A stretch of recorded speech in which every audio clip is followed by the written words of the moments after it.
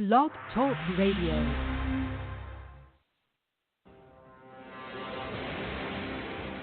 All we say to America is be true to what you said on paper.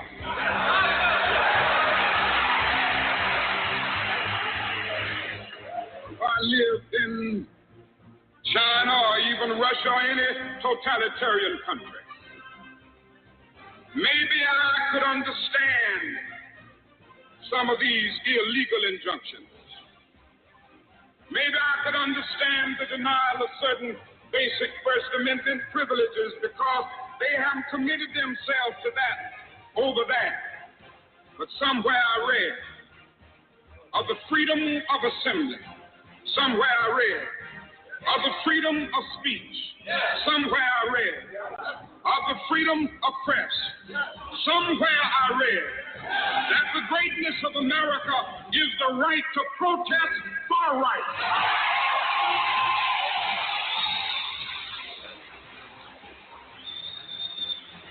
So just as I say, we aren't going to let any dogs or water hoses turn us around, we aren't going to let any injunction turn us around.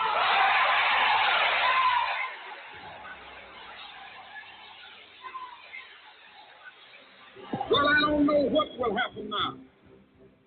We've got some difficult days ahead. But it really doesn't matter with me now, because I've been to the mountaintop. I don't mind. Like anybody, I would like to live a long life. Longevity has its place. But I'm not concerned about that now. I just want to do God's will. And He's allowed me to go up to the mountain. And I've looked over, and I've seen the promised land. I may not get there with you, but I want you to know tonight that we as a people will get to the promised land.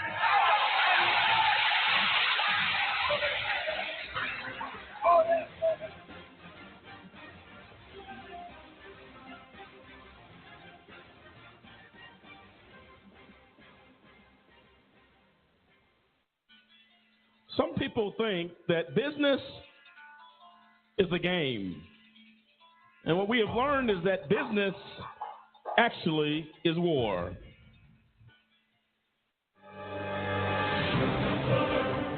My name is David Banks, and I'm serving an 11-year sentence at the Federal Correctional Complex Prison Camp in Florence, Colorado. I've lost everything. My business, my money, my family, my future, my church, and my freedom.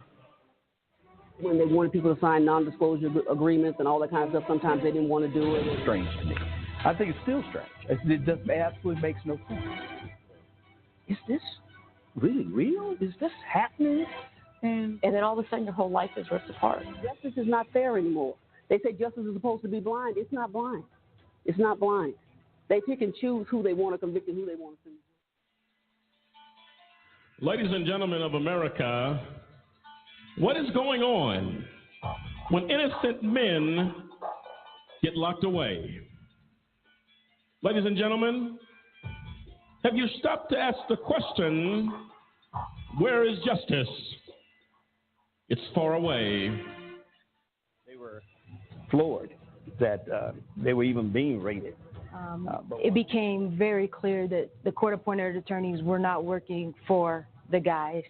And it seemed like in many cases that they were collaborating or working with the prosecution. We constantly hear in the news, every week you're going to hear about another person wrongfully convicted. There you have it. Tough questions in need for answers. Lady Justice has gone missing. Where is she? Is this happening in America? The American dream has turned into a nightmare. Crying children left behind as a result of a corrupt system and corruption. We will seek and search for justice. We will ask the tough questions. We will demand answers as justice lays idle in the streets of America. We look for the answer.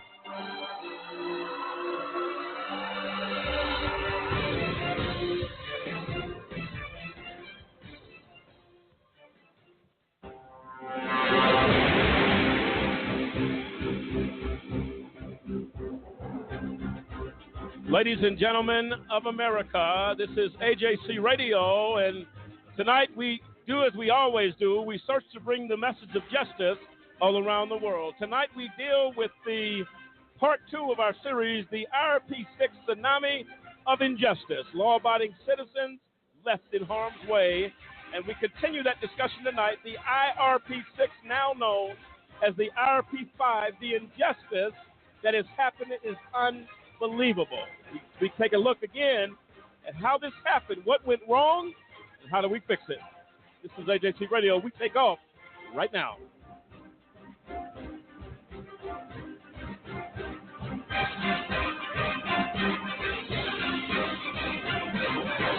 And there you have it. I'm Lamont Banks along with Cliff Stewart, Kendrick Barnes, Sampson Riddle, Dennis Merritt, and William Williams and the entire AJC Radio team. And we continue to deal with these issues that are critical within our criminal justice system. And this is something that we will definitely continue to talk about. We are fortunate tonight, for tonight and ongoing, to have Kendrick Barnes, one of the IRP5, part of this panel, and will continue to be part of that. Kendrick, as we take off part 2 tonight on the troubling things that happen in this case, how important is it that we continue to bring the message home? It's very important because it's the IRP story is not a quick story to tell. I mean, there were so many things that happened along the way that if you didn't live it, if I didn't have lived that, I wouldn't have believed it if someone told me. So it's very important that me and others like me get a chance to tell their story, to tell the abuses that happen when nobody's looking, when the government is basically using their power willy-nilly and treating citizens how they want to. But I think it's a very important point, and I'm glad the AJC Radio is taking up the fight. And absolutely right. Sampson, your thoughts on this one? I mean, I can't wait to just get back out there and keep telling the story of the IRP5, because the fact of the matter is, like, we could look at this from every single angle and see how these men were railroaded just because they seemed like they were in some David and Goliath story where the government and the prosecutor and the federal judge thought they were Goliath, but we all know what happened in that story. The giant may not have fell yet, but as long as we continue to fight and get that message out there, I guarantee it's going to happen. Absolutely. William, your thoughts on this one as we continue the series? Well, I think it's important that everyone understand that this really, really happened. This is not some tale that took place. How these men's lives were changed because of something that they were really doing. They the quest to build some software that was really going to help. And then how greed and big business, came in and basically took hold of everything else, and then forever changed these men's lives. And so it's a very important story. No, absolutely right. Dennis, your thoughts? Yeah, when you look at it, this was totally a serious miscarriage of justice. I mean, when you talk about these guys not given the full extent of a viable justice system in which they could provide anything they needed to provide to show their innocence, it was out of control. I mean, from point blank, they were guilty before. It's backwards, they were guilty until proven innocent. And so tonight when we talk about this, we need people to really listen and get their ear close and listen to what we're saying. We're trying to show you that this could happen to anyone and how it affects the family and how just collateral damages Lamont came up with. I mean, that's so true. There's so many different pieces and persons that have to deal with the fact that their loved one was wrongfully imprisoned, wrongfully convicted for a crime that never happened. And tonight, hopefully, we'll expose that and get people to start saying, okay, enough is enough. We need to do something about it. Well, absolutely right. Cliff, your thoughts? Yeah, I think we have to also make sure the audience knows that it's from a legal perspective. I mean, every atrocity that happened here in the IRP Solutions case This is now legal precedence.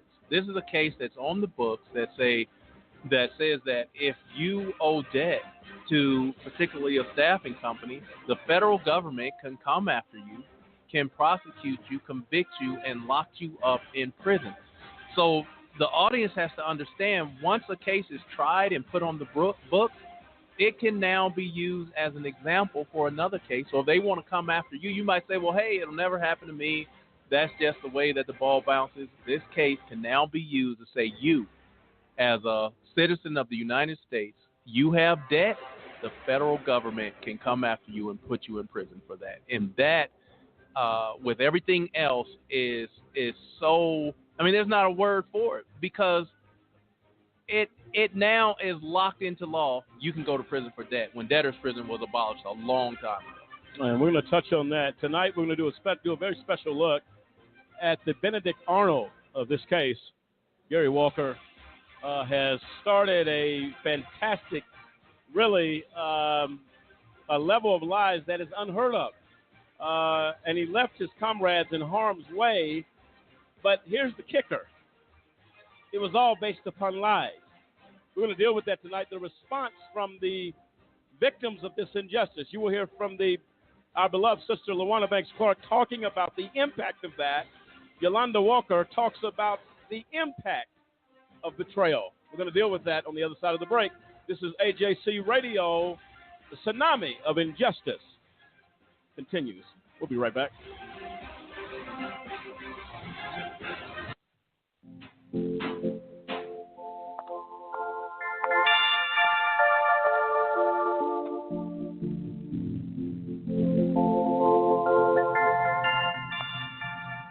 You can't sit here. Don't add her to the chain. It was just a joke. We're not friends. Why are you talking to me? You started it. It's so gross. Lame. Loser. Weirdo.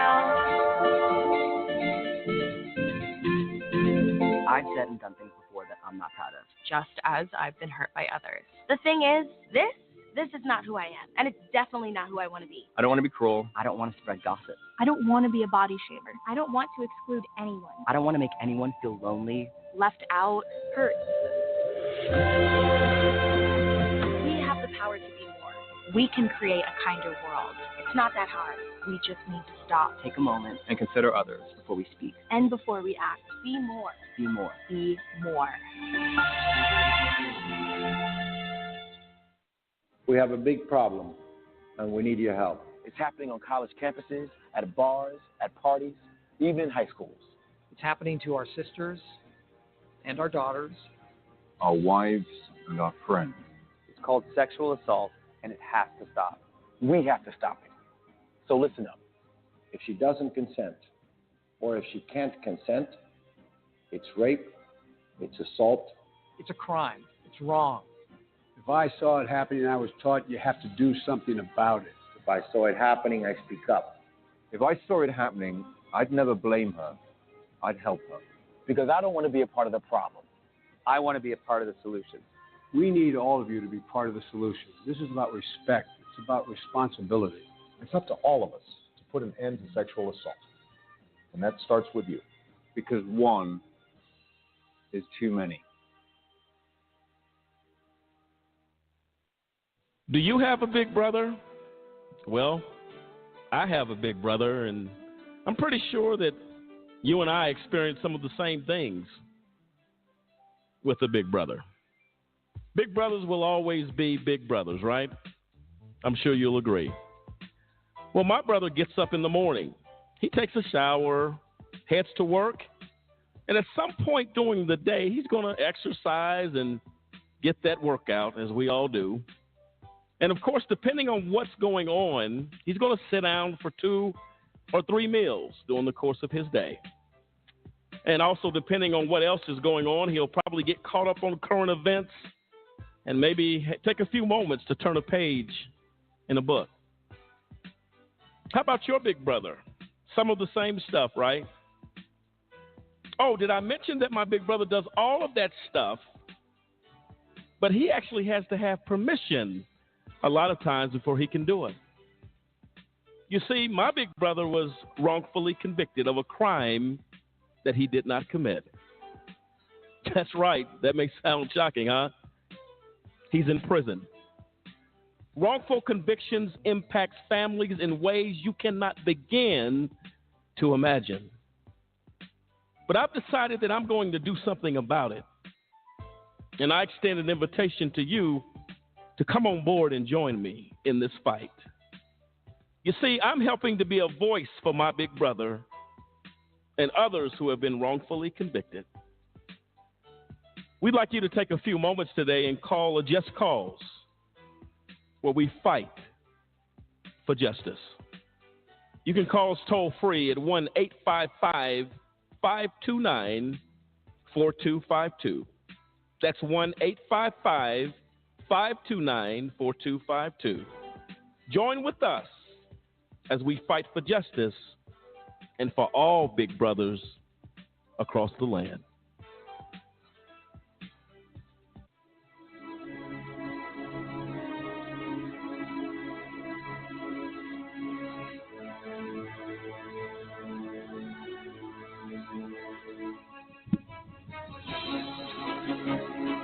Welcome back, ladies and gentlemen, to AJC Radio tonight as we continue the discussion of the IRP6 Tsunami of Injustice.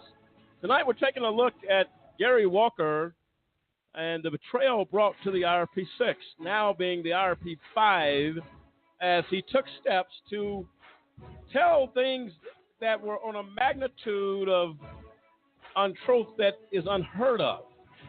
You would think it was a Hollywood production based upon how he presented himself, what he stated, what he said, which is a complete contradiction of the truth.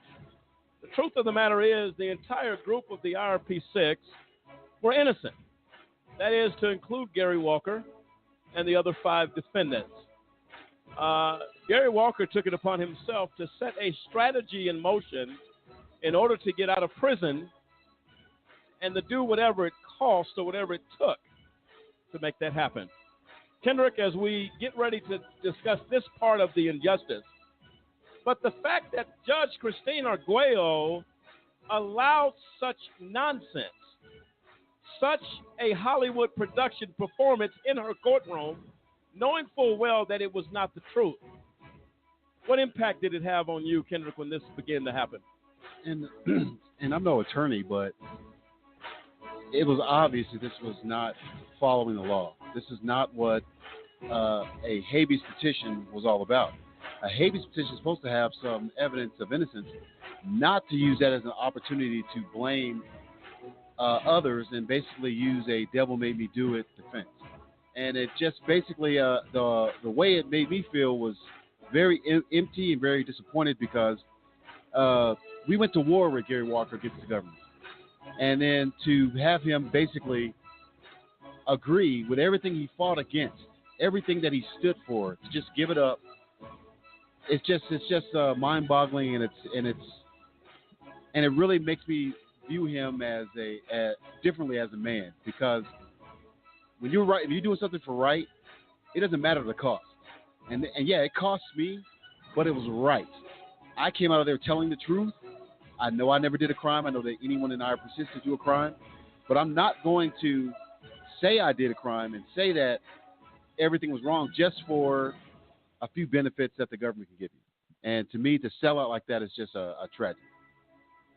And when you look at the habeas as well, you know, many attorneys that we talk to that have dealt with habeas, Supreme attorneys that present things to the Supreme Court, there's only 2 ways to get a habeas petition even looked at.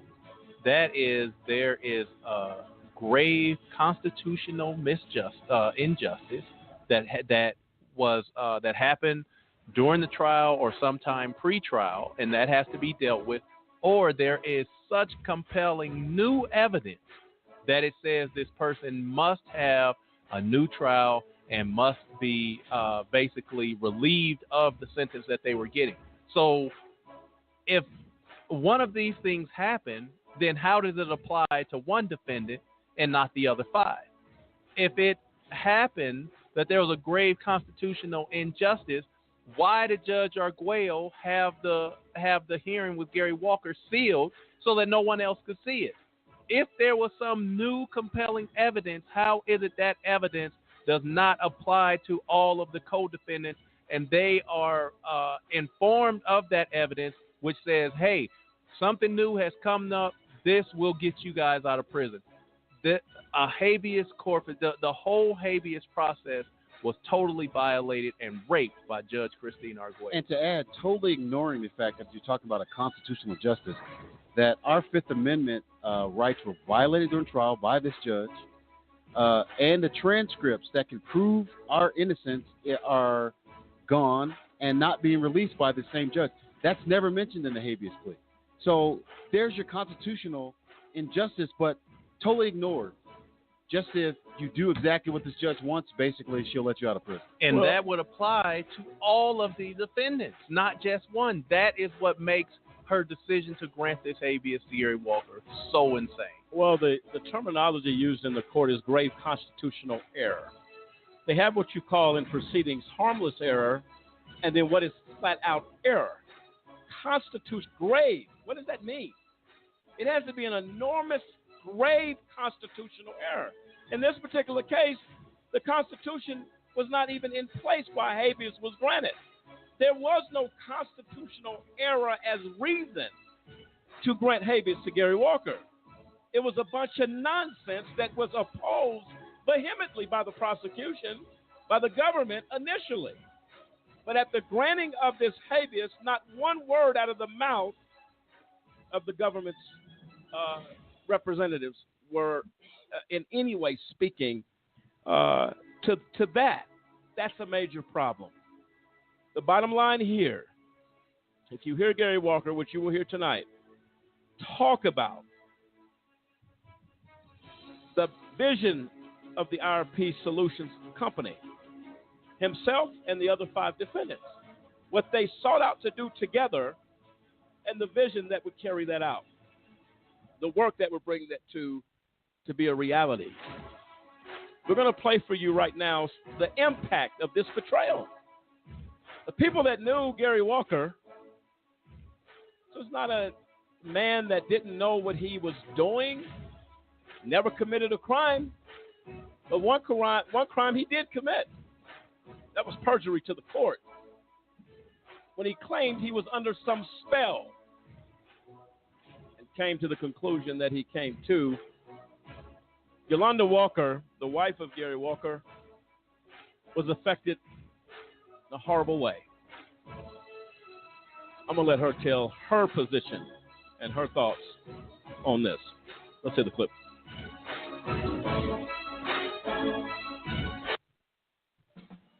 Yes, my name's Yolanda Walker. I was married to Gary Walker for over 28 years until I recently divorced him because of this situation.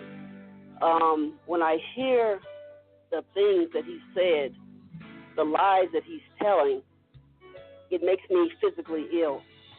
I think back to all the time that we spent in my home with the other guys preparing for this trial, up late at night, going through case law, doing all these things, fighting for their life, and for him to come here in the end because he couldn't handle the pressure of being in prison. And I'm not saying that it was easy to be there. I understand that the pressure has been great on them. It's been great for us. I went there every week, and I could see that it was taking their toll on them. But for him to do what he's done, to come out and tell these horrific lies, which none of them are true, none of them. Gary Walker is not a man that can be under the spell of anybody. That man has a mind of his own. I know him because I was married to him for over 28 years. You don't make Gary Walker do anything that he doesn't want to do. And for him to come out and tell that lie that my mother had put him under a spell, and he was under a spell, and he couldn't think for himself, and he did all this stuff, none of it's true. None of it's true. And the bottom line is, all of this stuff is based on the fact that he was jealous of the relationship between my mother and myself, which had nothing to do with me, his relationship with me. He didn't want me to do anything for my mother. He was very controlling, and to the point that when he got to prison, he wanted to blame someone, to find fault with someone that he was there. instead of him blaming the people, the Judge Arguello, Matthew Kirsch, Shanita Hazra, John Walsh, the people that put him there, he turned and wanted to put it on my mother. That I couldn't deal with. I can't deal with betrayal. He knew when he married me, loyalty is at the top of my list. That was a deal breaker. I could not live with that, and I would never live with that. I think about my brother that is in prison, that worked with him. All these guys that worked with him gave up their lives for his dream, and this is how he repays them. It's the most horrific thing that I could ever imagine in my life. I said to him in the process of the divorce, what do you think this leaves for your son to think about you? He wouldn't listen to me. He wouldn't listen to anybody. And the sad thing is that when people go and put somebody in prison, they don't realize the mental toll that it's going to have on these people, to the point that he had a mental breakdown, lost his mind to go and say the things that he's saying now. This is not the man that I married. The man that I married was a man I thought of integrity. I waited to get married in my late 20s to make sure I found a good man, a decent man. And he turns around and to do something like this. It's unreal. It is totally unreal to me. And how could you walk away and leave those guys and say they were guilty when we all worked and fought like crazy for their lives, trying not to go to prison because they were innocent? I lived with this man. I know what he said. I know what he thought. So for him to come out now and say, no, it was a spell, I didn't know what I was doing, none of it's true. Not one word of it is true. And it's horrible that he would come to this degree because he couldn't handle the pressure of being in prison. I still cannot believe this is happening. I sit here and listen to him talk about all the stuff he said before. I listened when I heard the lies and the things that he said at that hearing. And the people, when he goes out and joins up with arch enemies, people that have left the church, and he talks about these people leaving the church and why would they go out and lie against Pastor Rose. He knows my mother. He was in this family for 28 years. If it was bad and all this crooked stuff was going on in mind control, how did he stay here for 30 years? So none of what he's saying is true. Nobody needs to buy what he says. And I can't believe a judge that's supposed to get to that kind of status would be so stupid as to sit there and let some stupid thing go on in a courtroom that had nothing to do with the habeas, had nothing to do with ineffective counsel, had nothing to do with anything but a slander against my mother, Pastor Rose. She shouldn't be allowed to stay on the bench. And how do you make a decision based on a one-sided story? You didn't hear from any current members. You didn't hear from Pastor Rose. You didn't hear from me. You didn't hear from the other defendants. You didn't hear from his son. But you're going to believe one word of one guy and a few disgruntled employees, church members, that you have no proof of what they're saying is true. None whatsoever. She needs to be removed from the bench. She doesn't deserve the title of a judge. A judge is supposed to sit and judge a situation correctly, hear both sides of the story. But she didn't do that. And so anybody out there that knows this situation, that knows Gary Walker, everybody, I love this man. More than I can say in my life. I would have never pictured my life getting into a divorce. But when you do something this bad and this horrible to destroy other people's lives, I can't deal with that. But I just wanted to say that on the record that he is a liar. And that is why I had to divorce him. And for the betrayal, for you to do this to these men, they gave up their lives for you, for your dream. And if you're listening out there, I hope you live with the regret and the devastation of what you did to the day you die. I hope you carry it to your grave. And that's all I have to say. Thank you.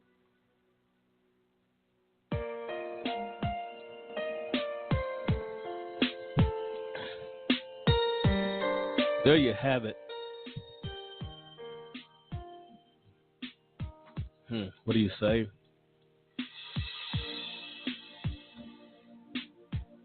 Kendrick, your thoughts? It's just it's painful to hear. It's really painful.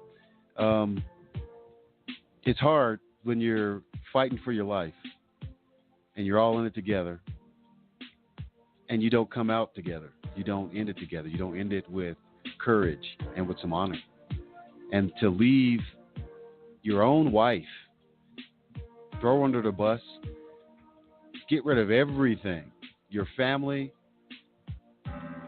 your dignity, any respect. He didn't care. I mean, he was the CEO of IRP Solutions. This is his company. And to disavow yourself from everything we built together, everything we fought for, the truth that we stood to protect. It hurts. There's not really much else you can say about that. Well, I'll tell you this right now. IRP Solutions consisted of 6 men. Kendrick Barnes, who just spoke, being one of them. What is unbelievable to me is that a judge, as Yolanda said so perfectly, to allow this in the courtroom, the targeting of judges to defendants is unacceptable. To allow this, knowing this is a complete circus. This is not habeas. For the men and women that are working on habeas petitions to the court, fighting for that, habeas is your last hope for justice in most cases. For a judge to allow the abuse of habeas by a man who simply is scared to stay in prison, rather than hold true to his integrity, as the IRP5 have, and to be enabled by a federal judge to do so. He was enabled by a judge who had a prejudice and a bias against a pastor, a religion, a church, and opined in that process from the bench to slander Pastor Rose Banks. This wasn't about an IT company, a grave constitutional error. This was not what this was about. How can we destroy these men? And to be betrayed is incomprehensible. Now, you just heard what Yolanda Walker said that Gary Walker was putting out. He has no idea what's going on. He woke up from some nightmare and he had an epiphany that, why am I here, and where am I going, and what am I doing here? It's a joke. Gary Walker was very clear on his vision with the IRP5. Let's play the contradiction of Mr. Gary Walker.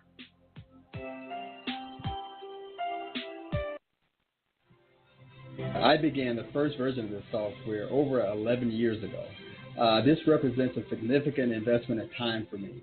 And given that, the amount of effort, the amount of money put into this, the travel put in, learning law enforcement, it really just appalls me when I hear the government make allegations that this is a scam, that this company was set up for the sole purpose to take money from staffing companies or any other company. This is a passion of mine. It's been my life work for over a decade. So anyone who's worked over a significant amount of time on any endeavor can feel my passion, can feel that this is something that I want to get out into the marketplace to improve the work that our law enforcement agencies do. The people I have working with me are also just as passionate on this work. We've devoted much of our time to this. We made personal sacrifices. Personally, I've gone through quite a bit of financial turmoil in order to develop this software. And this is something that I want to continue to work. Our company, IRP Solutions, continues to push this product. We continue to market it to the goal of getting this into the hands of the major law enforcement agencies in our country. This is not a scam. This is real life for us. This is what we've been working for many years to get into the marketplace. And it is incredulous to believe that the government would accuse us of setting up a scam company for the sole purpose of defrauding others, when you can clearly see that there's a significant amount of effort here, there's significant capabilities. And from the major law enforcement agencies we've talked to, this is some of the best software on the market. Once we've been able to push past this hurdle with the legal challenges we currently face, we are very certain that we'll be able to be vindicated and to get this into the hands of major law enforcement agencies. This software was developed in part during the duration and the time period of 9/11. During one of our trips to New York City, we stayed in a hotel across the street from the former World Trade Center. Being on the 50th floor of that hotel, we were able to look down at the gaping hole left as a result of that tragedy. And it really hit home for us that we have something that can help prevent future incidents like this. One of the reasons that incident occurred is that different agencies had information about the terrorists that they were not able to share amongst other agencies. Well, our Silk software does just that. We also think back to the Washington, D.C. sniper. Potentially, lives could have been saved if information had been shared across agencies. Our software does that. So we as a company have a passion about what we deliver. We realize that this is software that can make a difference in people's lives. It could save lives. We are passionate about our work. We are passionate about delivering Silk into the hands of major law enforcement agencies. Being an entrepreneur now for many years, this is a dream. And a dream of a business for an entrepreneur is not something that he can give up on easily. I've worked many years to get this software put in place, to fund this company, to get this software into the hands of users. That's a dream that does not go away easily. Even with the current law and criminal allegations against the company, that has not deterred our drive to get this software into the hands of the right people. We're certain that this software, being in their hands, can help them do much better law enforcement work to benefit our country, to benefit people across the world, because this is globally capable software. Having worked in the software for so many years and seeing its evolution, I know that this can make a difference in law enforcement. I read an article recently that talked about entrepreneurs. It talked about why they're so passionate about their work. And the reason is that when you work on any project over a period of 5, even 10 years, it becomes part of your personality.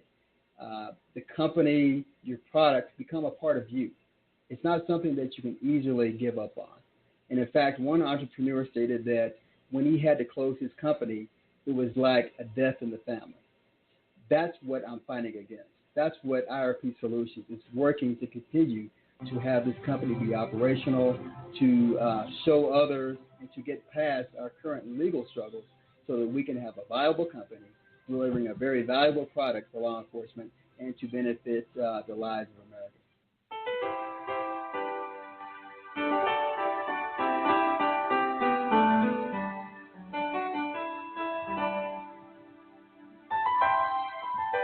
On June 28th, 2017, Judge Christine Arguello shockingly cut IRP6 defendant Gary Walker's sentence in half after he claimed that he was not in control of his mind when he made the decision to represent himself. Court records allegedly show Walker's repeatedly saying that his decision to represent himself was an individual decision and not a result of coercion. But Walker now fantastically asserts in recent court filings related to his post-conviction ineffective assistance of counsel proceeding that his decision to fire his attorney was based on him being under the spell of his mother-in-law, Pastor Rose Banks of the Colorado Springs Fellowship Church, where he, his wife, and his son have attended for decades. Walker also claimed that Pastor Banks kept him away from his family and that the other 5 IRP6 defendants committed a crime even if they deny it. Walker, president of IRP Solutions, says he was not really the president. Pastor Rose Banks was running the company. IRP6 defendant David Banks discusses Walker's statements about his sister, who is Walker's wife, and Pastor Banks, who is Banks' mother. I think everyone will agree that a man like Gary Walker, who is in his 50s, changes his story multiple times and blames his personal decisions on his pastor, mother-in-law, and wife is not a real man. The reason I read that, folks, is that what you've just heard from Gary Walker was spoken intelligently, vehemently, and defending the vision of IRP Solutions. But I wanted to share that portion of that press release with you because it is a complete contradiction. Anybody that heard what Gary Walker just said, he said it is like a death in the family. And for them to say that we did anything illegal, wrong, is hurtful to him. He said the blood, the sweat, the tears, as he stood and observed Ground Zero. Doesn't take a genius. It is clear. Press release said it correct. Fantastic lies. Judge Arguello bought into what she chose to do. We continue this discussion. On the side of the break, we hear from our beloved sister, LaWanda Banks Clark. We'll be right back. For a kid whose mom or dad is in prison, life is tough. Now add a wrongful conviction to that. Life just got a little bit tougher. Trying to explain to friends why mom or dad is not at the school play or at the ball game is something that no kid should ever be faced with. Especially if mom or dad is innocent. Ladies and gentlemen, get involved today to stop the epidemic of wrongful convictions. By remembering a Just Cause with a monthly, annual, or one-time donation, you can help in the fight against wrongful convictions. Call a Just Cause today. 1-855-529-4252. We seek justice for the children as they go to bed at night and mom's not there, dad's not in the other room to make them feel safe.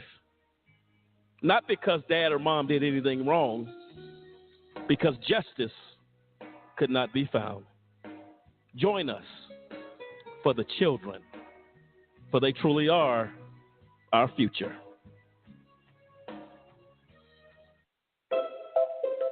When does it stop being partly cloudy and start being partly sunny? Why is the word abbreviation so long? Are English muffins just muffins in England? Why is it called a washing line and not a drying line? Do fish get thirsty? If ghosts can walk through doors, why don't they fall through floors? Do you yawn when you sleep? If prunes are dried plums, how do they make prune juice? Why do doctors leave the room when you change? They're going to see you naked anyway. Do board chefs wear hairnets? How much deeper would the ocean be if all the sponges were taken out? Do you believe someone who says they're a chronic liar?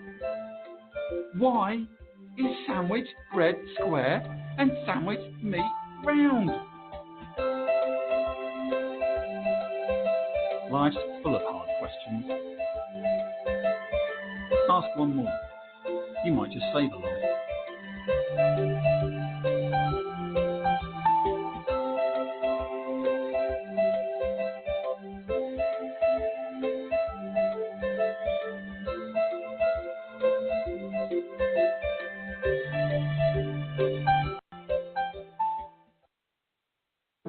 Because I'm 16, I can't drive at night.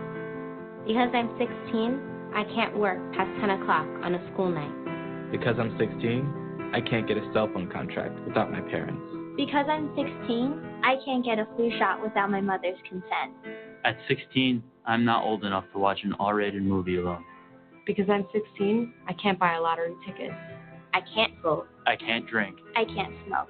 I can't join the military. Because I'm 16, I can't sit on a jury, but I can be tried as an adult. I can get a lifetime criminal record. If I get arrested, my parents don't have to be notified. Because I'm 16, my mother had to sign this consent form so that I could participate in this video.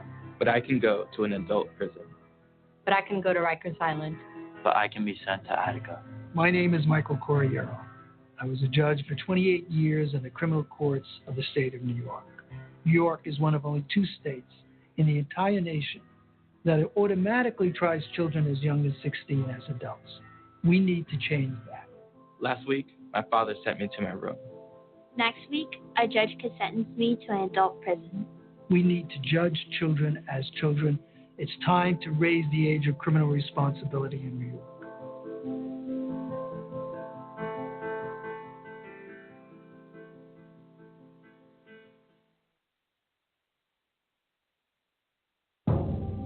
I'm a mother. I'm a father. I'm a sister. A registered nurse. I serve my country in the United States military. I'm your neighbor. I sit next to you at church. And my child was arrested, held in custody, questioned without my knowledge, Exposed to violence. witnessed to rape, placed in solitary confinement, unable to call or see me, shackled to a wall, Beaten. sentenced as an adult at age 17, Sentenced as an adult at age 16. sentenced as an adult at age 15. We felt lost, Isolated. Ostracized. misjudged, Terrified. and in the absence of all hope, my child took his own life. And then I found the Alliance for Youth Justice. They gave me the support and resources to get through one of the most difficult times in my life. Now I know I'm not alone. And neither are you. now we have a voice. now we have power. In numbers. In numbers, In numbers, We can make a difference. There are approximately 2 million children in the juvenile and criminal justice system in this country. These are the faces of those families. If you are the family member of a child who has been in the justice system, or if you are someone who supports this movement and is ready to make a difference, visit the Campaign for Youth Justice at www.campaignforyouthjustice.org.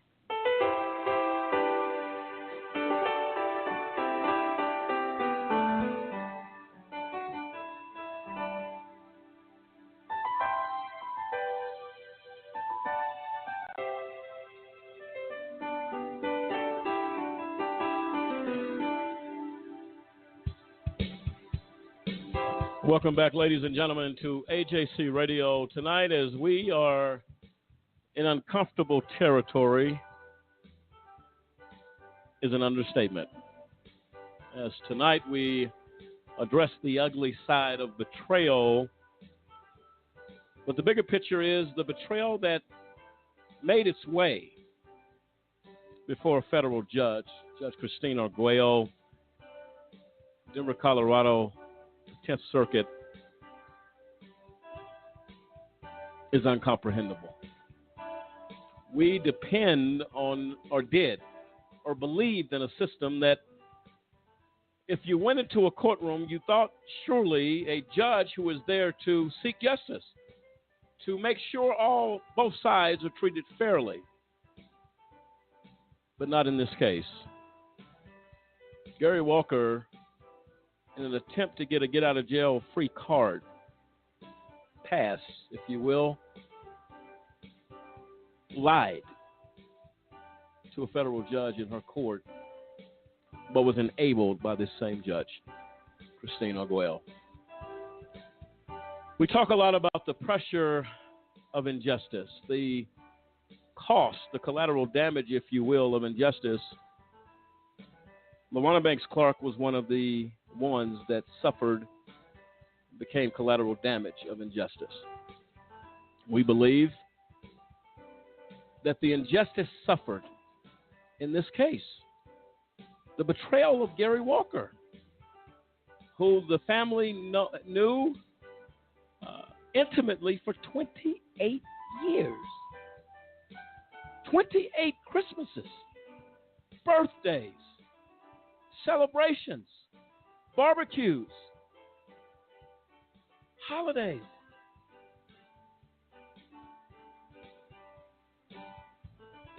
All for naught.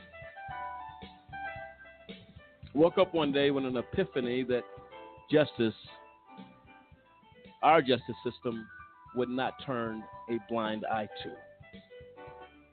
but enabled this man to do what he did. LaWanda Banks Clark was under pressure.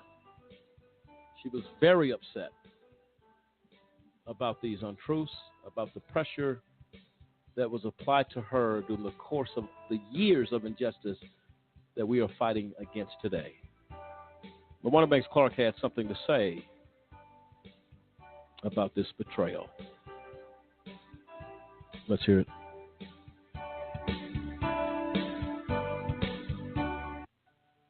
Yes, I was calling. Gary Walker was my brother-in-law for many years. I try to grasp and understand how a person who has been a part of your life for so many years turned into such uncomprehendable liar and a traitor. I still am in awe at what he has done, at the things that he's saying and has said, and it's so bizarre and so far-fetched and so out there. It's like, what is wrong with you? How did you get to this point that you could lie like this about this whole situation, about your mother-in-law and your pastor, and how? I don't get it. A guy that came to the church many, many years ago and continued to come. I mean, before we even know really who he was, just continued to come and continued to come. He continued to come because there was something there he loved and he liked. He wasn't forced. He wasn't made to stay. He wasn't set up. None of this crap is true. He came because he witnessed the Spirit of God, as many people that come to the church. And had no problem with the leadership, evidently. So Pastor Rose has been preaching the truth and preaching the Word of God as long as I can possibly remember. I'm 56 years old now. And you're trying to get this. You can't get it. And to me, to throw away your marriage, your son, a wife that you would never, ever find another one like her. Never. That I would literally destroy my own life for jealousy and hatred.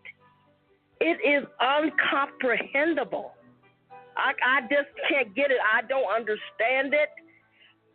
Of course, our family has always been very close.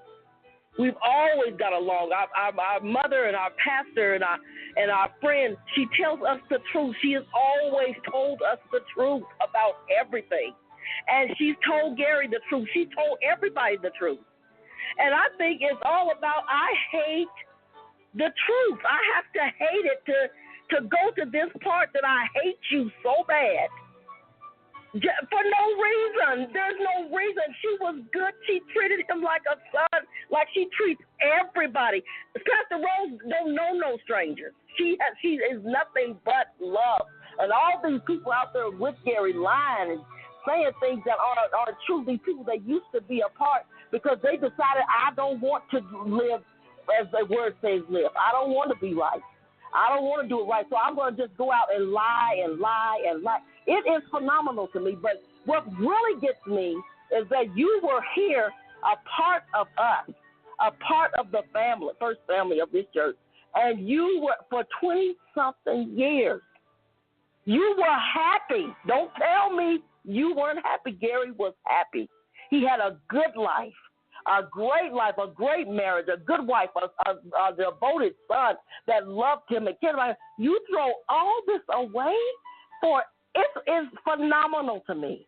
And I had to say something because being a part of this and seeing it for yourself is very difficult to wrap your mind around. Very difficult. It's like this can't possibly be happening. Because there was no reason, period, anywhere for Gary to take the road he took and to sell out his fellow brothers and friends. And when they worked so hard together, they were a dynamic power. I mean, they were phenomenal. I would watch them. I watched them in that courtroom. They were over the top. And then for you to say that they were wrong, and you weren't wrong. They weren't wrong. He wasn't wrong. They did the right thing. They stood up for what was right. They said they were innocent because they were innocent, and to this day, they're still innocent. And for you to take a way out to become a coward and say, no, these guys did this and we did that, we shouldn't have. That is totally untrue. But what the best thing that I can look forward to is that the truth always wins out. It always comes to the forefront. You can do anything against the truth, only for the truth. And it's going to come out. It always does. A lie can never stand. Gary's lies will never stand.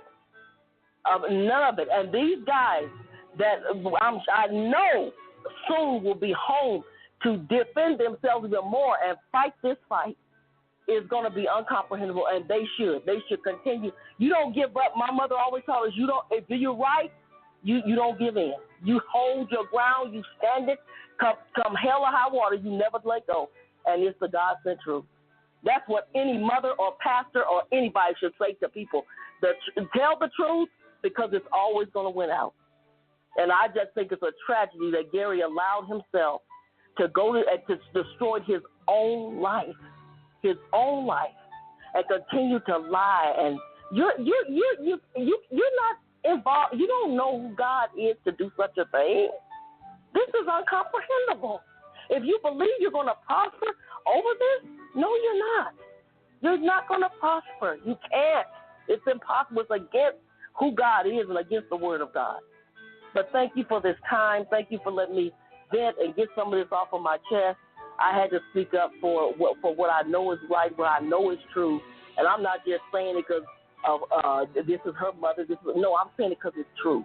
If my mother was no good, I'd say she was no good. If people are doing right, if their men were crooked, they deserve to go to jail. If they did something underhanded or wrong, they didn't do anything. And it's going to be proven. Across this whole country, it will be proven. But thank you so much for your time.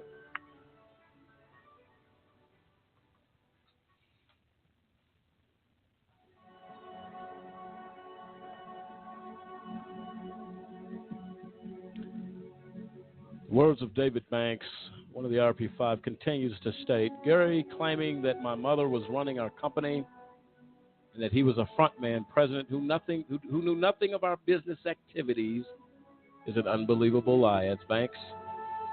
Rose Banks is 72, and correction, she is 74 now, years old, and virtually knows nothing about computers or cell phones except to answer it when it rings. And definitely knows nothing about the software business or staffing industry, says Banks. Irrespective of Gary's despicable and cowardly actions and absurd lies, the facts and evidence in this case shows nothing but our innocence, add Banks of the IRP6. Our case was a civil matter turned criminal by the government, and no amount of lies told by Gary will change that, says Banks. Judge Christina Arguello knows this is true, and so does the AUSA Matthew Kirsch and former U.S. Attorney John Walsh, adds Banks. Our fidelity of unwavering allegiance is to the truth, and I would die before I sell out my mother, my sister, my co-defendants, or any other person by telling lies to get a shortened sentence after being wrongfully convicted and in prison. Comes from David Banks, the brother of LaWanna Banks Clark, who you just heard from.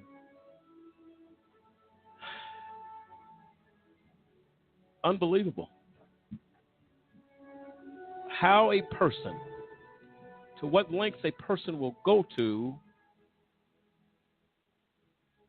no matter the cost. LaWanna said there, Gary had a good life. It doesn't take 28 years to find out that you're in some type of unfavorable position. It doesn't take 28 services to find out that there's a problem with the church that you went to. 28 years of going. It's just untrue. You don't have to be a genius to figure that out. Gary Walker's claims, as David puts in this situation, is clear. He cowered out. Kendrick, Gary, you work with him. We keep hearing from Yolanda and Luana tonight the untiring work, sometimes sleepless nights, working to try to make a difference, as Gary alluded to after standing at ground zero. Tell us a little bit about that. It was exciting. We worked long hours. We were there sometimes 6 o'clock in the morning, and a lot of times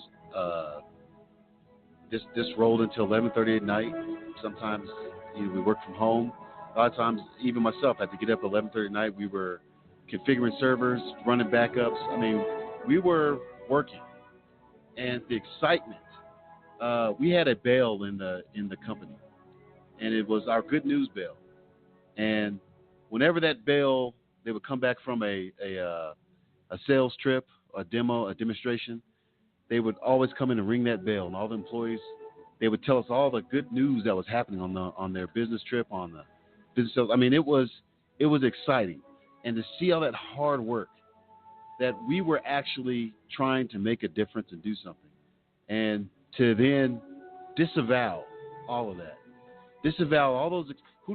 What do you say to those excited faces? If you can go back and you see all of us looking anxiously, waiting. What happened? What did they say about the software this time? What are the good things that they appreciated about it? And then what do you tell them now that all of a sudden now I'm just throwing it all away because I'm in prison? Well, I was in prison too, right along with you. So and there's 4 other guys still there, holding on to their integrity. So my thing is, what is it worth? I mean, what do you tell all those people that came to work for you? We all came there to work together under his leadership, but we all contributed. So all our work in your mind means nothing. And it's sad because it was a very good time. We were doing something good, and it's worth it. Even all the things that I've been through now, and I'm sure that the other IRP members will agree. Everything we work for is worth it because we were doing good. We didn't do anything wrong. We were doing good. And when you hear Kendrick Luana Banks Clark, when you hear her, what does that do to you?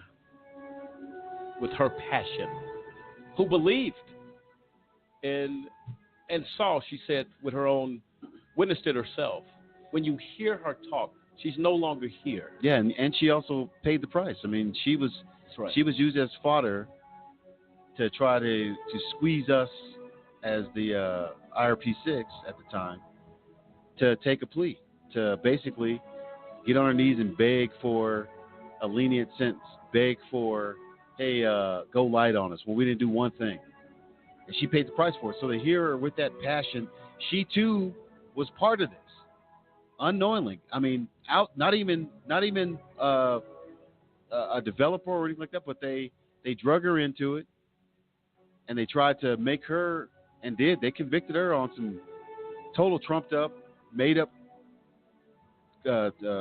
charges. That's what the government can do. They have the power to do that, and they will use it, and they do use it. But to hear her go through that experience, and as you ever hear on that recording, she wasn't damaged. She kept her integrity. She didn't get drug in as an innocent and start blaming other people about what happened to her. She blamed the right people. It was the government that did this. No one else did it. It wasn't a person who loved you that you are called family. No, it was forces that probably to this day we may not know all the things that went on behind the scenes that caused this. But you blame the right people. You blame the right person that put injustice in your life. You don't go after people that loved you, that treated you like family, that supported you, that always stood there to make sure that you had everything you need. You don't turn on those people. Gary Walker talks about how he knew nothing that was going on in the company. He had no idea. He was never a CEO, that his mother-in-law ran the company. He doesn't even know what's going on. He woke up and asked the question, who am I and what am I doing here? That's what it came down to. Wasn't the case. And you have to imagine, we've all been working together for years. We just went through a trial. We're suffering. We're all missing our family. We're in a small area. I mean, this is basically a prison's like a small little town community. You know everybody. There's nowhere to go. And here's this guy, all of a sudden, he's ignoring you like he doesn't see you. He doesn't remember us now because he's got a scheme to get out. He's not telling us what he's thinking. He's not telling us what lies he's about to tell. He's not telling us about to throw us under the bus, and anybody else who gets in the middle of the street is going to run him over. And he's all of a sudden, he doesn't know none of us. He doesn't know who we are. He doesn't even say hi. He doesn't sit next to us in the cafeteria.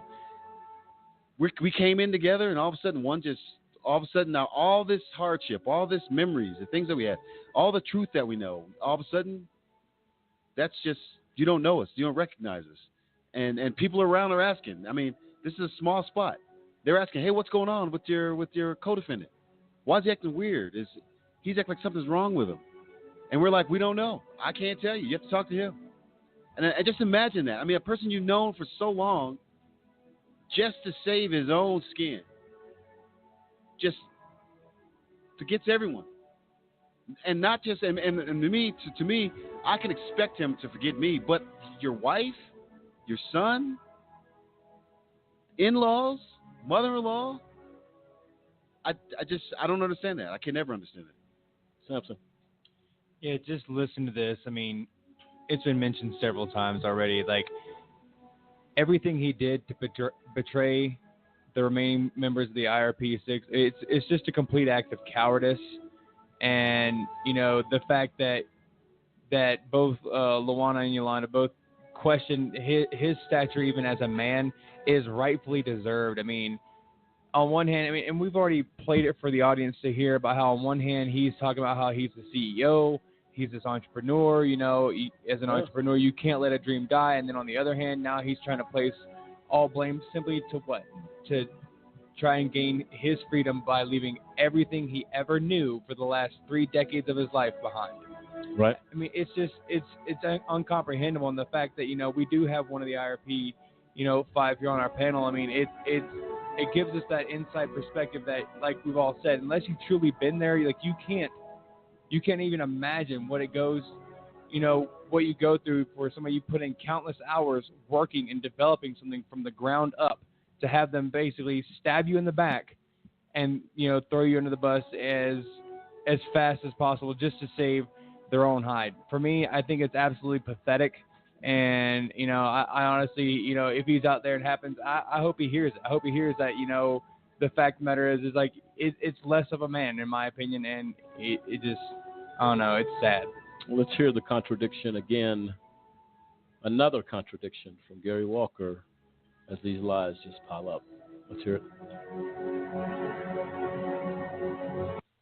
Well, on the morning of February 9th, 2005, the day of the FBI raid, I remember someone coming in my office saying the FBI was here. And I thought they were joking possibly, but I looked out the window and saw a lot of FBI agents, so immediately went to the front entrance and just a feeling of shock. So it's been 2 years since the company was raided by the FBI, and kind of reminiscing on what happened there and the surprise and shock of that day as a small company making software to help law enforcement. Suddenly over 20 FBI agents show up at our building with a search warrant. So, and why? Exactly. Why? And allegations of fraud, that we weren't producing software, that we didn't have a legitimate business concern. It doesn't make sense. And you just want to talk about that and get our feelings out of that. It still is amazing to me that the things that they took emphasized the products, the engineering, the intellectual property, over financial records, which was what was listed on the search warrant. And so it just makes you wonder were there other motives involved. I'm reflecting back on some of our intentions and motives for our software product, how we really had a passion for helping law enforcement and wanted to build the best law enforcement product out there and available anywhere in the world. And we were successful in that. We had so many accolades and just glowing reviews from law enforcement. And I remember the day where we had the grand opening for our new building. We had people there from law enforcement, retired officers, people who were in law and legal profession, city and government officials, and everybody was very impressed, gave us a lot of kudos about what we were doing. And so I find it sadly ironic that the people that we're working so hard for, and we worked very hard for years on this software product, it's sadly ironic that user community, that group would be the ones who would come in and raid us like this. And do you remember some of the comments we got while we were at meetings with DHS? I remember someone saying that, how did this small company get here? You must have a good product. They were astounded. We're looking for reasons to kick people out. Precisely. And so we went through rounds and rounds of meetings, successful demonstrations with DOJ, DHS, CIO at DOJ, right. And we got nothing but very positive comments and constructive comments about how to make the application even better. This has got to be some kind of a major mistake, because everything we're doing here is fine, and nothing that would warrant what we were going through that day.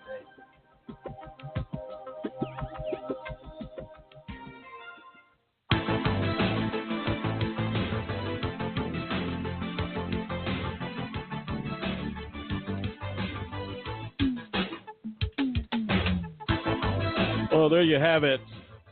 Gary Walker, a complete contradiction of everything that has been stated, that what he said was the truth. Took him to a courtroom at the 10th Circuit, Christina Arguello, the federal judge, and made a circus out of habeas. This is AJC Radio. We come back. The tsunami effect, the tsunami damage of injustice. This is AJC Radio. We'll be right back. Ladies and gentlemen, can I ask you a question? Did you know that there are over 2.4 million people behind bars in the United States? I'll ask you one more question. Were you aware that that is the highest number of people behind bars in the entire world? The United States makes up of only 5% of the world's population, but we have over 25% of the world's prison population. America prides itself on being the most advanced and progressive nation on earth. However, sadly, we are also the world's most archaic. I'm going to give you a personal invitation to get involved with the fight against mass incarceration. Take a few moments to call 1-855-529-4252. That is a just cause. And we fight for justice. Again, call a just cause today. Don't delay. Call 1-855-529-4252. It is time, and I say high time, that we take America's incarceration seriously.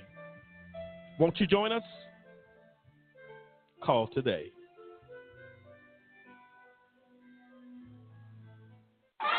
We know you care. Now it's time.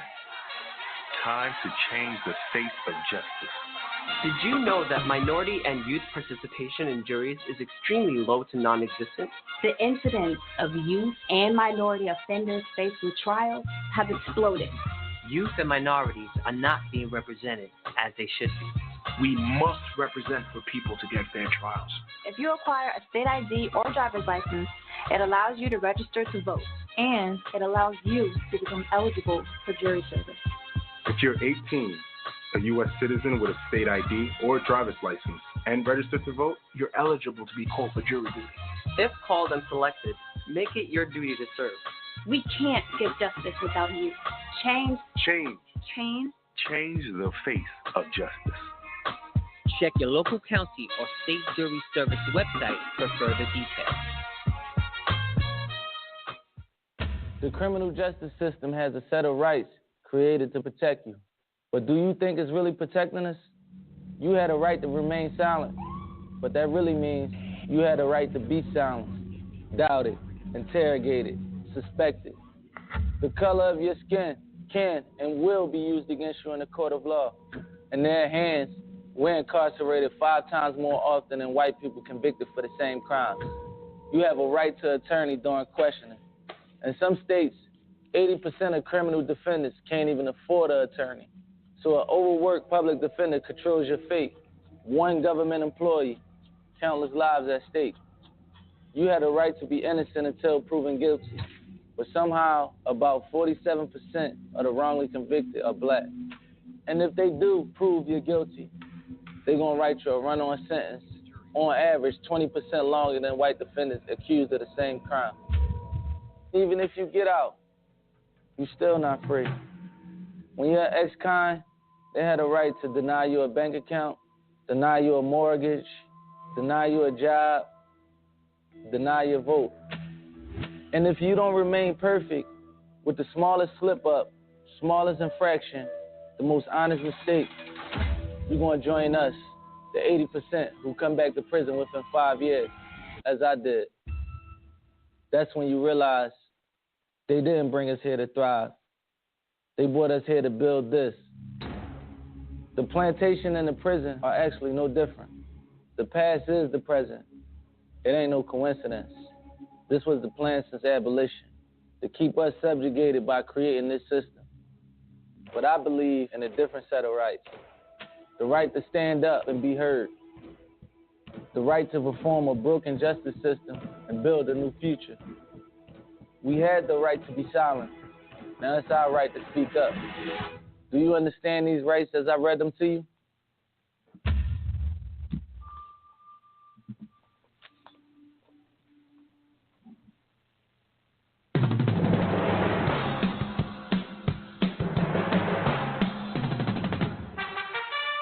Welcome back, ladies and gentlemen, to AJC Radio Tonight. I'll tell you right now, this is something that we're dealing with tonight is personal.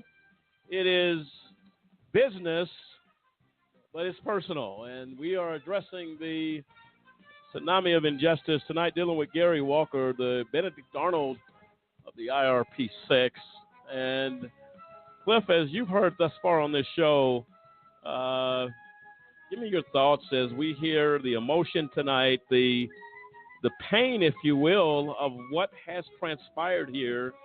And again, what has been enabled by the court, which is the greater tragedy that someone was allowed to be used as an enabler. And it came from the bench of Christine Arguello. Yeah, that's another thing that just makes absolutely no sense. You have Gary standing in front of Judge Arguello.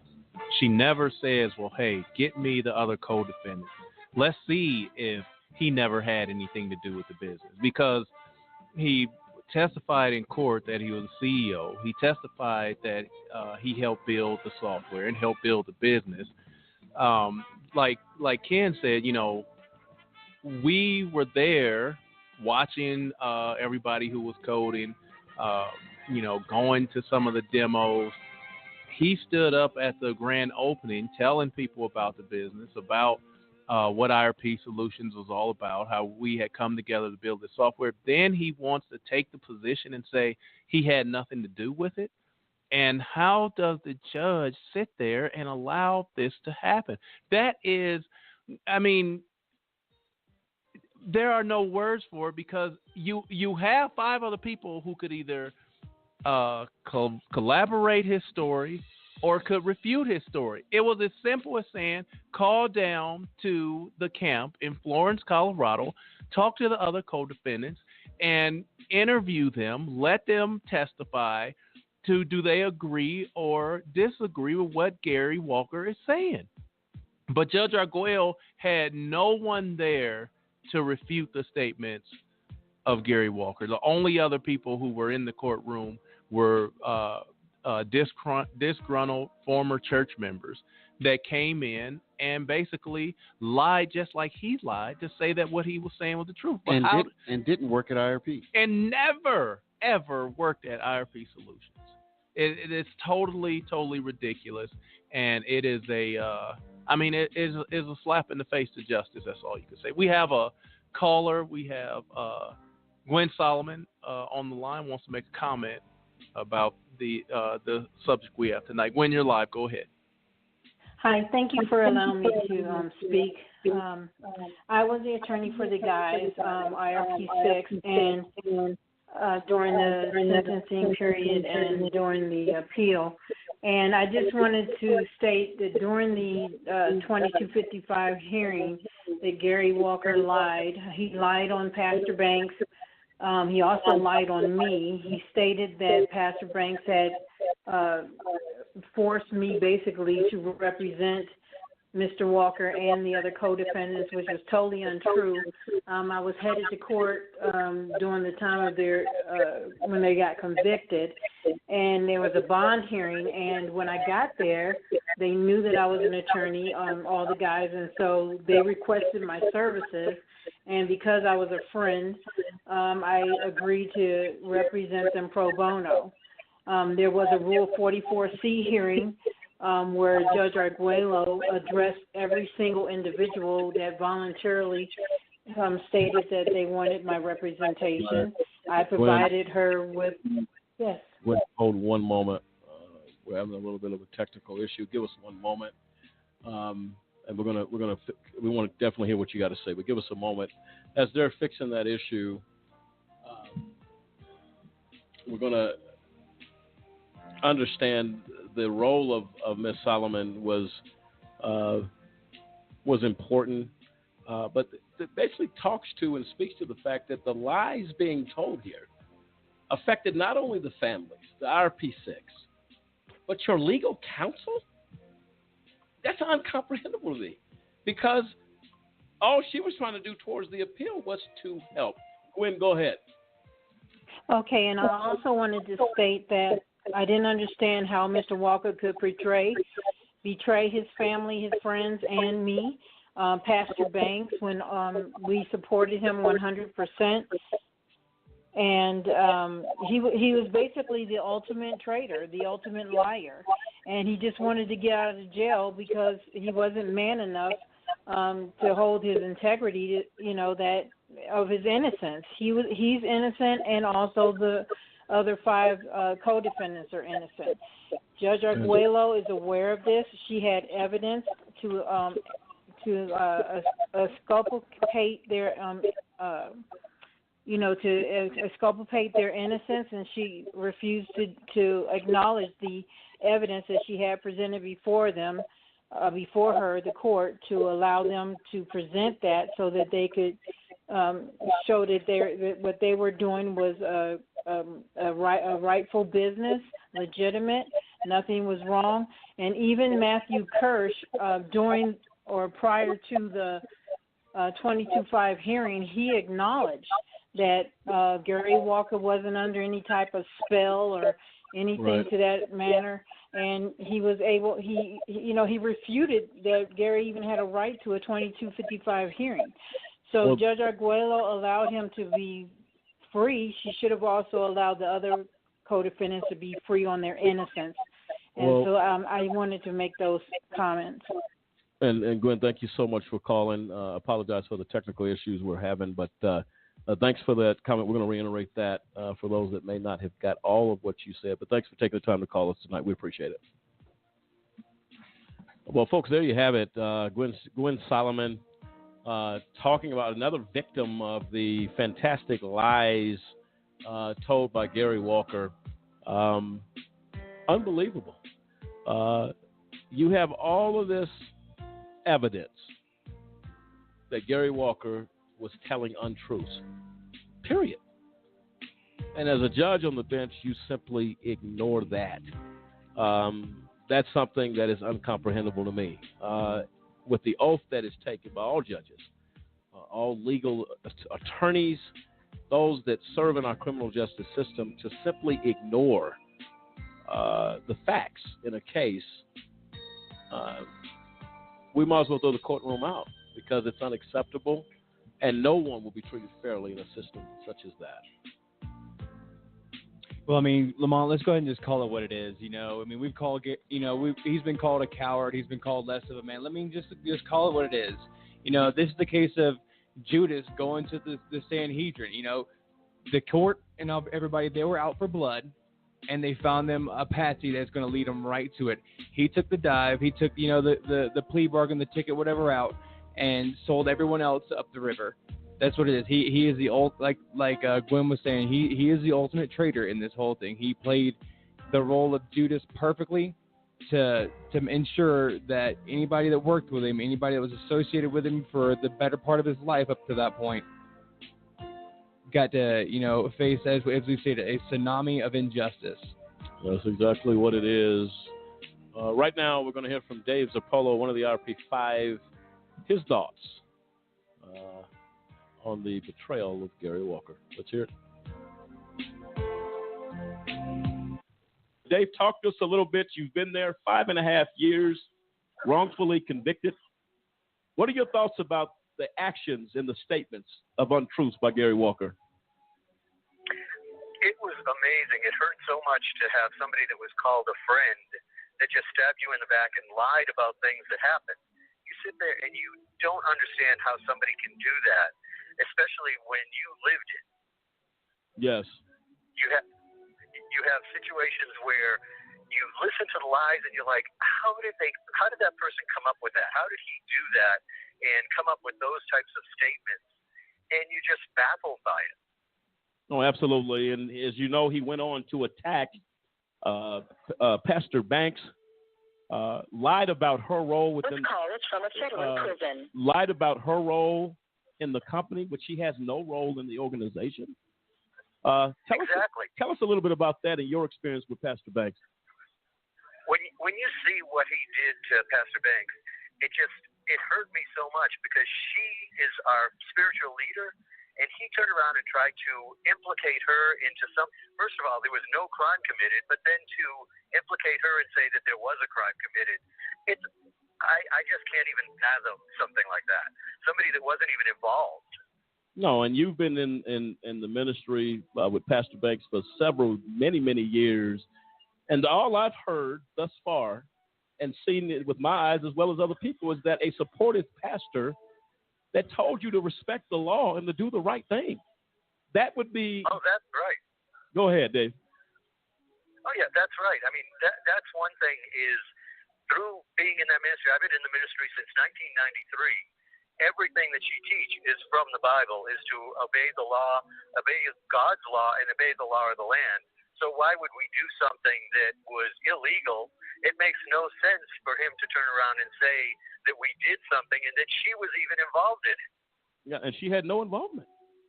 She had no involvement. Other than encourage people to go after your dreams and do the right thing by doing it. Dave, oh, yes. Go ahead, Dave. Well, you look at everything that he said about her, about his wife, to turn around and say they were involved in something illegal makes no sense. And then when you say that Pastor Rose was involved in the business, how is that even fathomable to say that a pastor who has time to take care of the ministry has actually time to work in a business and then do something illegal makes no sense at all. And knowing the pastor, if anything illegal was being done, it would have been stopped immediately. Absolutely. Absolutely. Dave, is there anything... Go ahead, Dave. Even if something was being done in a situation where we didn't understand what we were doing and she recognized it being wrong, she would have stopped us. That's the bottom line. We're talking about integrity here. And I'm going to ask you the same question, Dave. I asked David Banks. People do a lot of things to walk out of a penitentiary. Would you have ever lied in order to get out of the penitentiary to be free? Oh, there is no way. I would spend my whole time here and then some before I'd lie. There you have it. So much. Our prayers and thoughts are with you as we continue to fight for justice. And we salute your honor and your integrity and all the honor and integrity of these men who believe in what they did and believe to fight for justice. We appreciate you so very much. And we appreciate you. Thank you for everything that you're doing for us. Thank you so much, sir. Thank you. Bye-bye.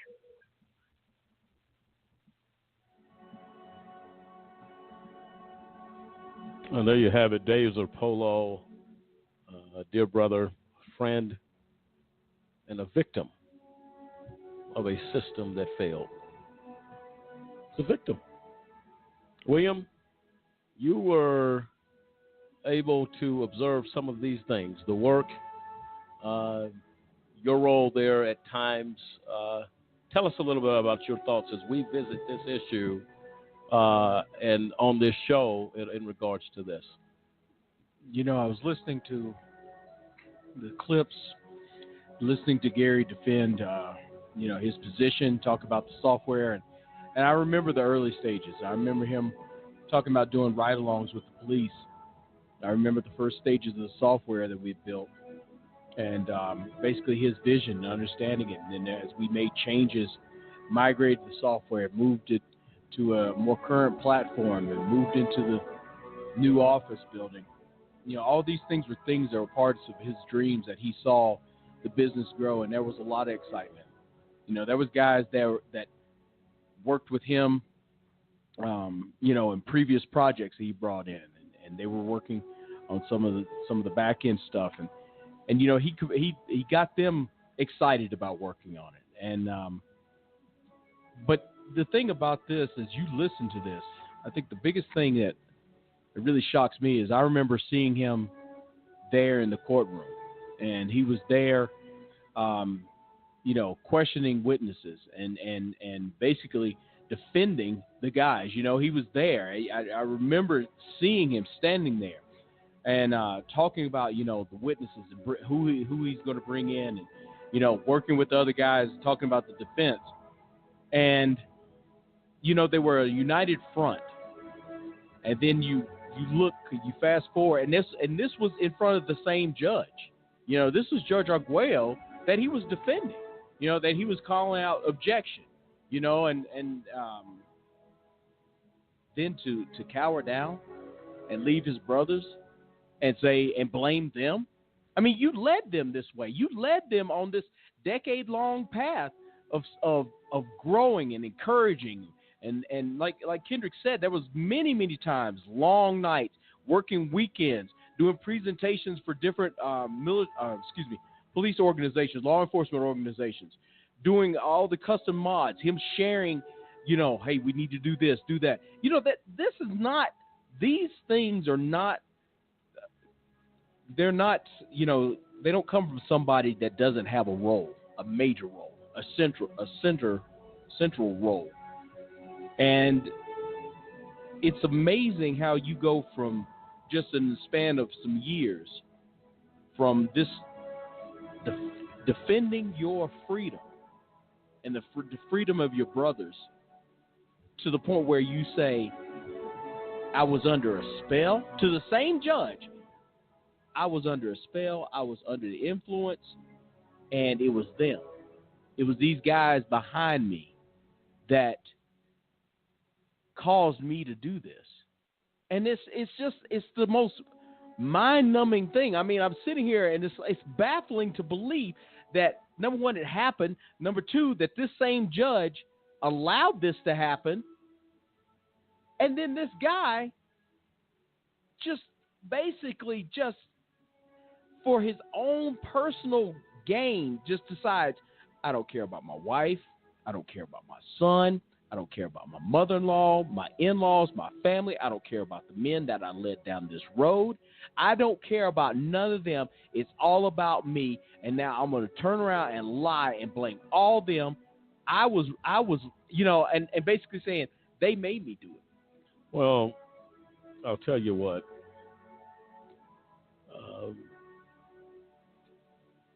This is unbelievable. As we revisit this situation, ladies and gentlemen of America, make no mistake about it. The American people, as this story becomes more and more viral, as people across this nation hear, and the IRP6 story is out there, people know it. You have a right to know the truth. That Gary Walker, Just Cause organization, still defends his innocence. We defend his wrongful conviction because he did nothing wrong. In spite of the traitor he became. Just cause is about justice. Wherever that justice lies, it lies. The injustice suffered by Gary Walker is not changed by the lies that he told. The argument is the same. Federal Judge Christine Arguello failed from the bench of a federal court. You can take that any way you want to take it. It is our job as advocates to call it out.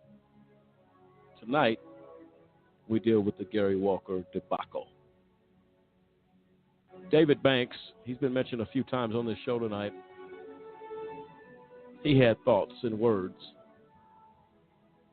regarding the actions of Gary Walker. Let's hear it.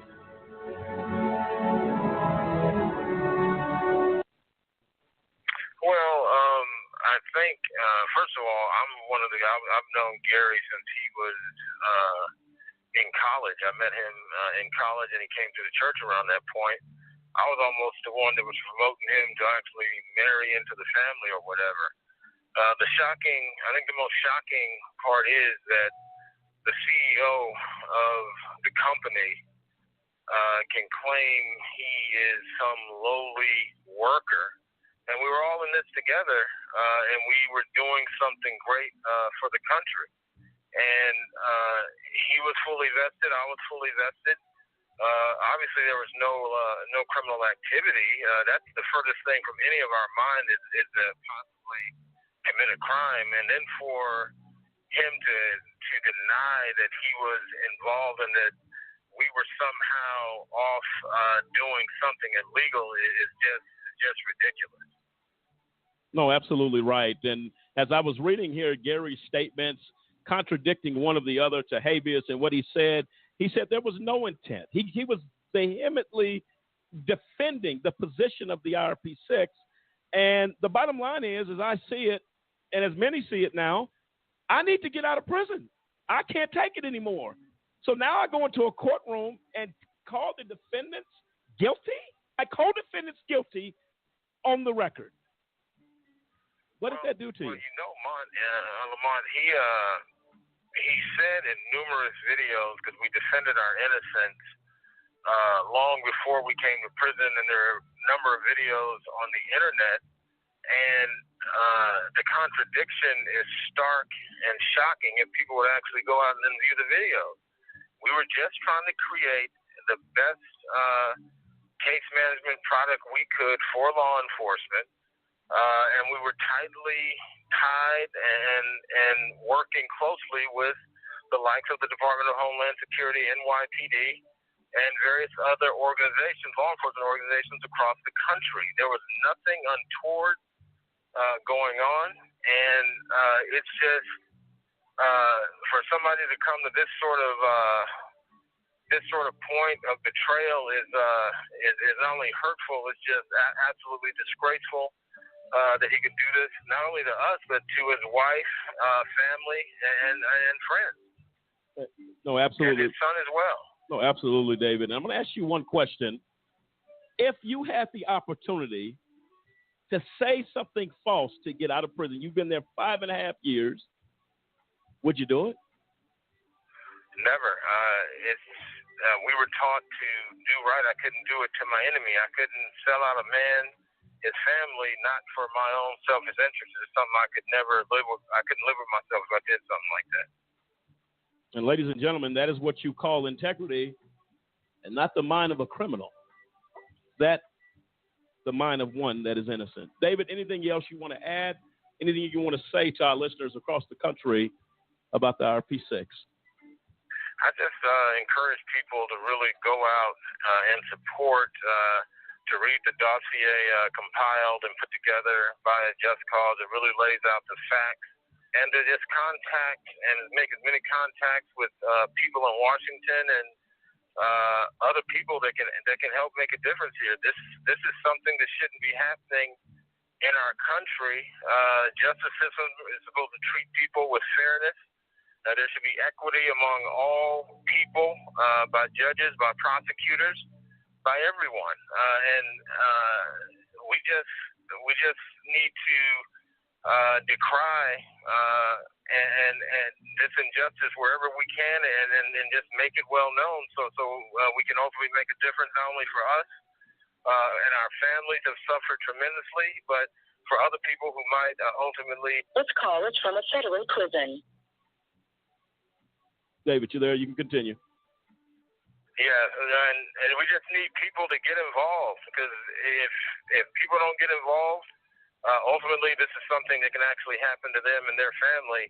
And I'm certain it's affected many people around the country of all races, and I'm sure Just Cause has seen a lot of stuff along those lines. This stuff is pervasive, and it's just a horrible national problem that we have in this country.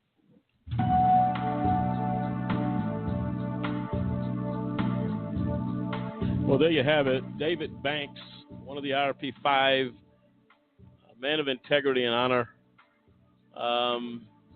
telling it like it is. That's the bottom line. And these things are, I don't know what other adjective to use. It just does not seem real.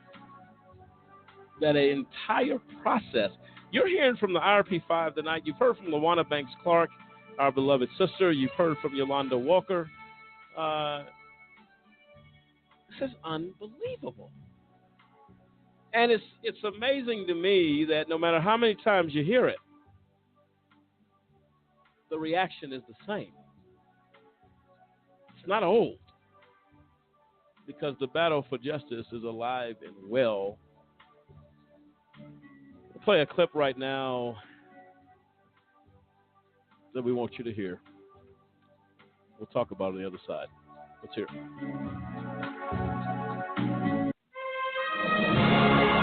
Just Cause has found something very interesting. A playwright by Judge H. Lee Sarragan about the IRP6. It starts right now.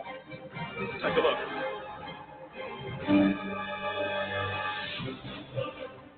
My name is David Banks, and I'm serving an 11-year sentence at the Federal Correctional Complex Prison Camp in Florence, Colorado. I've lost everything. My business, my money, my family, my future, my church, and my freedom. My name is Gary Walker, and I'm serving a sentence of 11 years in the same prison. Just an aside, not only were the 6 of us all devout members of the same church, there was not a single criminal charge or conviction among any of us until these unbelievable events unfolded.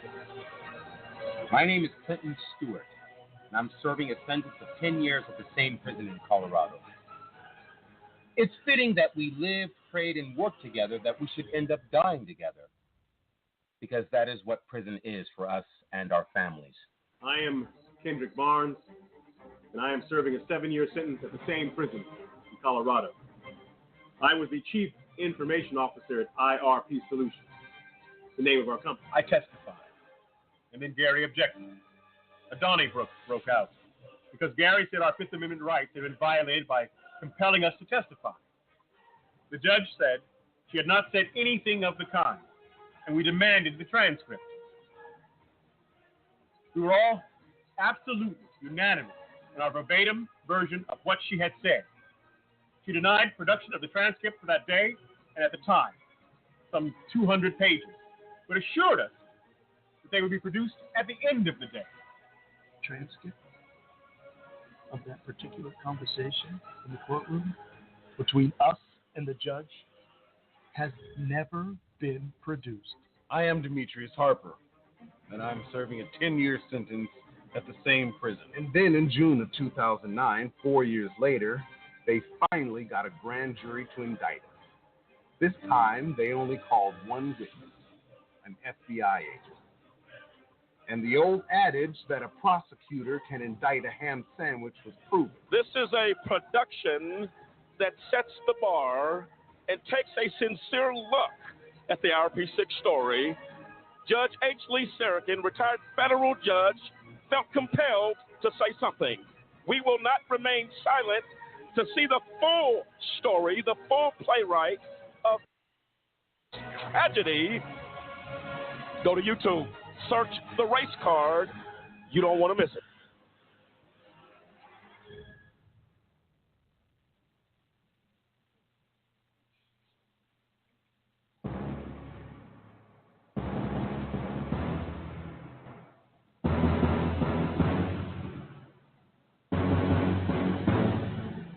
There you have it, the Race Card production trailer, if you will, dealing with the injustice, the IRP6, now known as the IRP5. Make no mistake about it, David Banks, Dave Zappolo, Clinton Stewart, Demetrius Harper, innocent victims of a system that has failed. Kendrick Barnes in studio telling his story and an advocate for justice. This is AJC Radio. On the other side of the break, we wrap up our final segment, the tsunami of injustice. The IRP6, law-abiding citizens left in harm's way. This is AJC Radio. We'll be right back.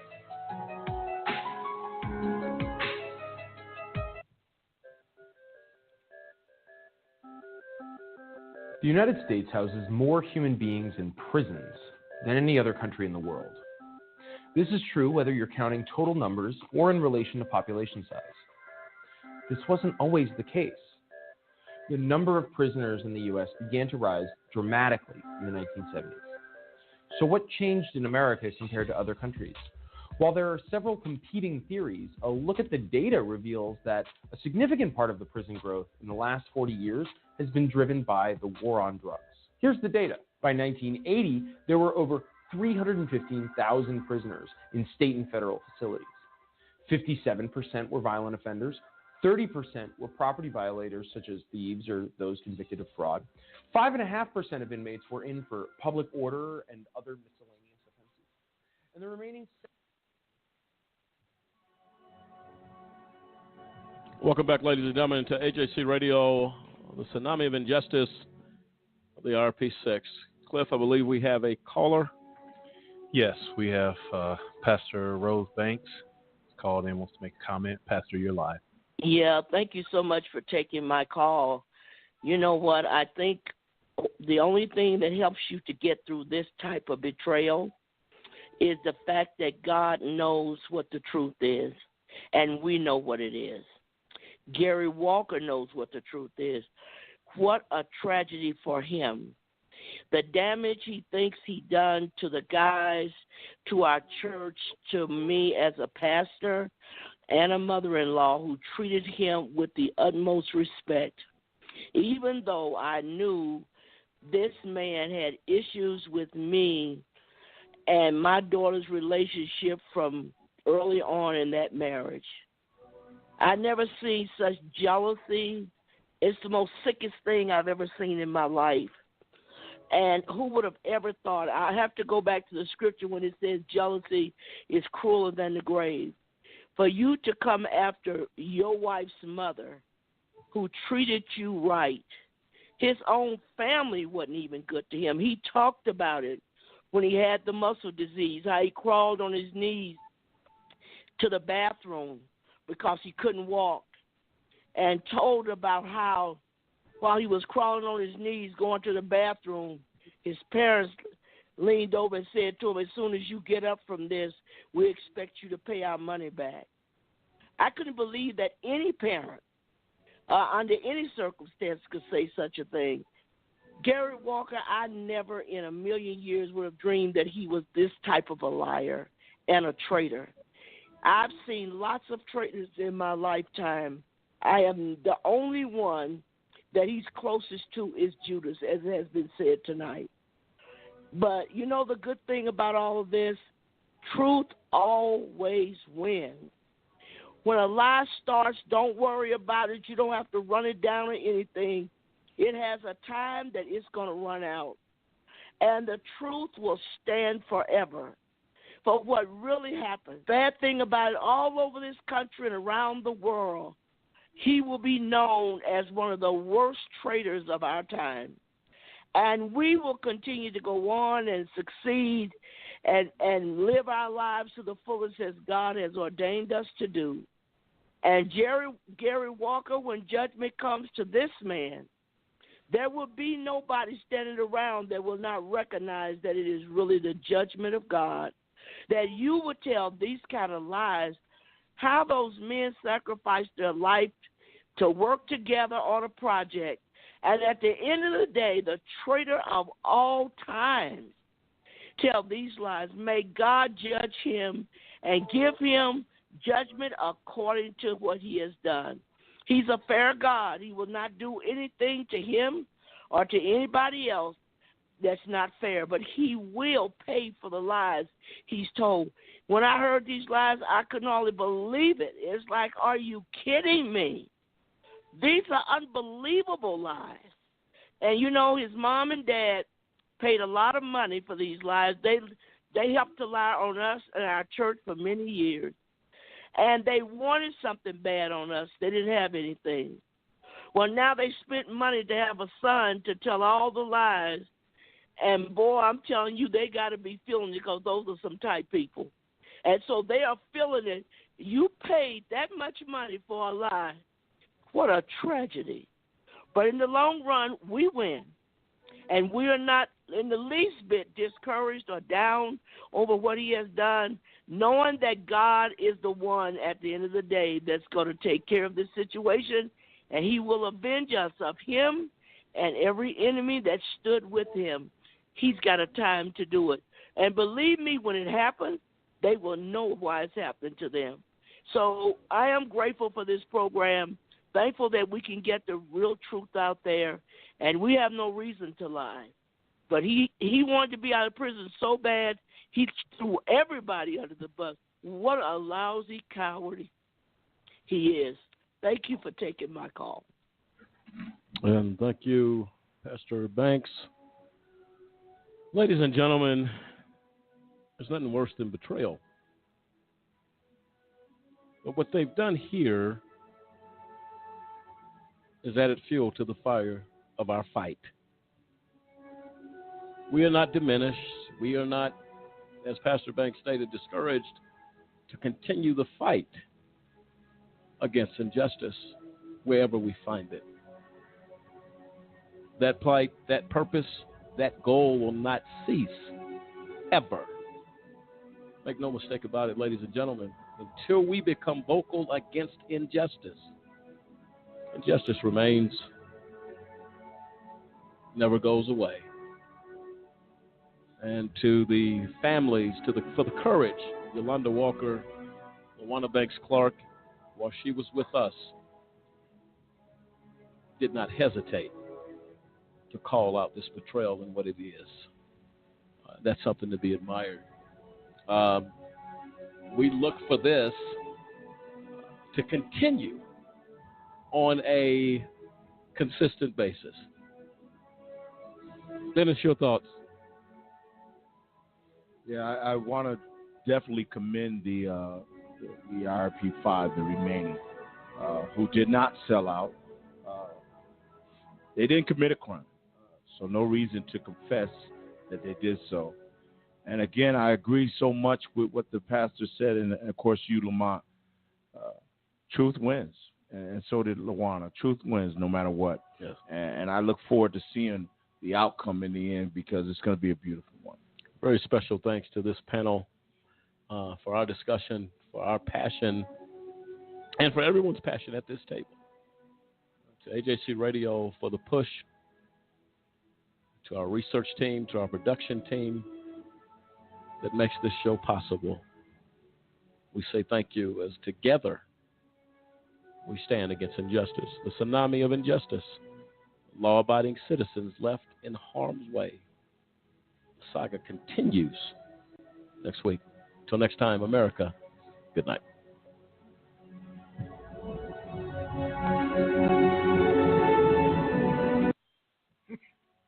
Prison.